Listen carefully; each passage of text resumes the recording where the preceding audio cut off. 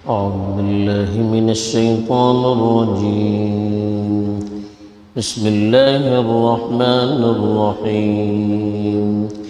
لا يحب الله الجهر بالسوء من القول إلا من ظلم وكان الله سميعا عليما.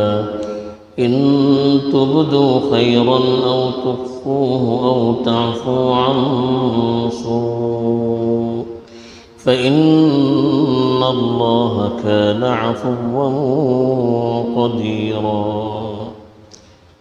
الحمد لله والصلاة والسلام على رسول الله ومن والاه أما بعد.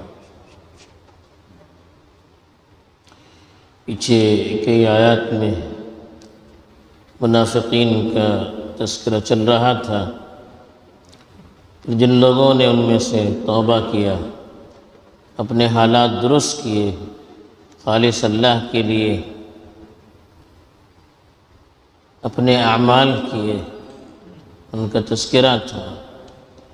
اب جو آیات تلاوت کی گئی ہیں ان میں خاص طور پر برائیوں کے سلسلے میں کیا نقطہ نظر ہے اس کو بیان کیا گیا ہے. چنانچہ ارشاد ہے لا يحب اللہ الجہر بالسوء من القول الا من ظلم. اللہ تعالیٰ بری باتوں کو علی الاعلان کہنا پسند نہیں کرتے الا کہ وہ شخص جس پر ظلم کیا جائے.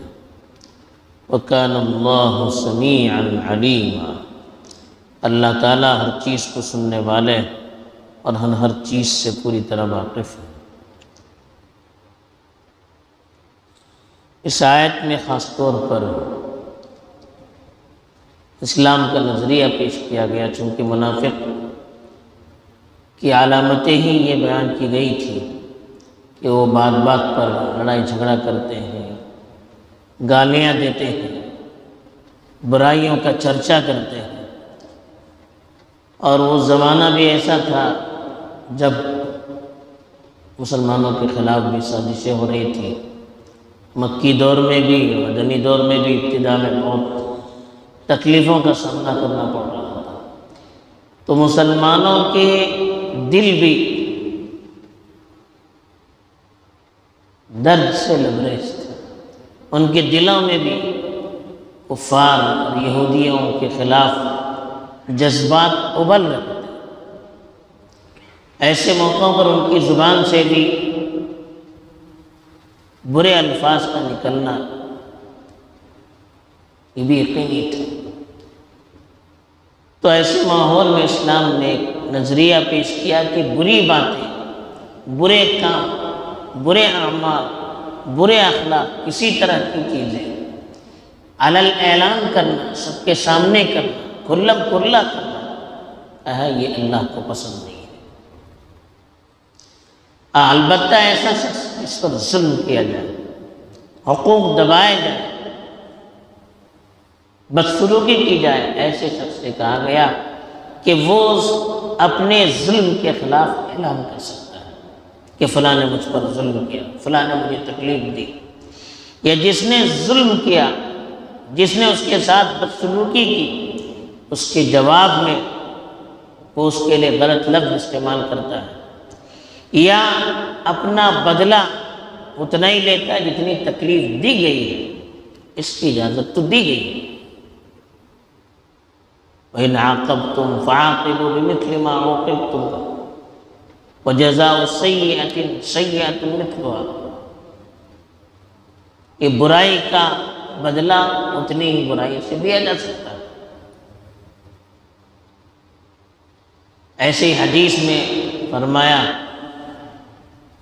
کہ المستبان ما قال فعل البادی ما لم يعتد المغلوب، کہ آپس میں گالی گلوچ جب ہو جائے تو اس کا جو وبال ہوگا وہ شروع کرنے والے پر ہوگا، الا کہ جواب دینے والا حد سے آگے پہنچ جائے.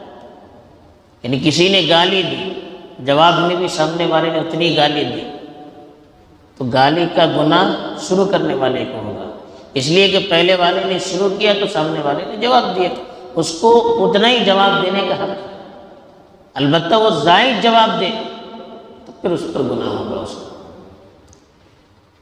تو یہ اسلام کا نقطہ نظر ہے کہ برائی کو کسی طرح سے کھلم کھلا کرنا اسلام پسند نہیں کرتا، الا ہے کہ آدمی پر ظلم کیا جائے تو اس کو اپنے بدلے میں اتنی ہی برائی کھلم کھلا اس کے ساتھ کرنے کی، یا اس کا اعلان کرنے کی، یا اس کو کسی کو بتانے کی اجازت دے دی گئی۔ وَكَانَ اللَّهُ سَمِيعًا عَلِيمًا۔